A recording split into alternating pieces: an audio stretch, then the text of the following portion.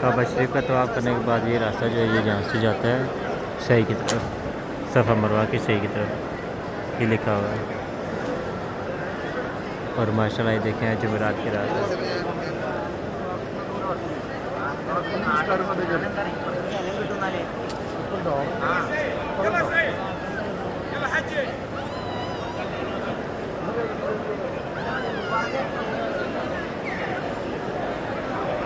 ابھی صفحے بننا شروع ہو گئی ہیں۔ اللہ پاک سے دعا ہے جو بھی دوست میرے یہ ویڈیو دیکھ رہے ہیں اللہ پاک تمام دوستوں کو حج و عمرہ کی توفیق عطا کرے، جن کے والدین بیمار ہیں ان کو شفا عطا کرے، اور جن کے فوت ہو گئے ہیں ان کو جنت میں اعلیٰ مقام عطا کرے۔ Jalannya kemana Pak? Ya. Ya. Kita agak ke dalam. Ke dalam dulu.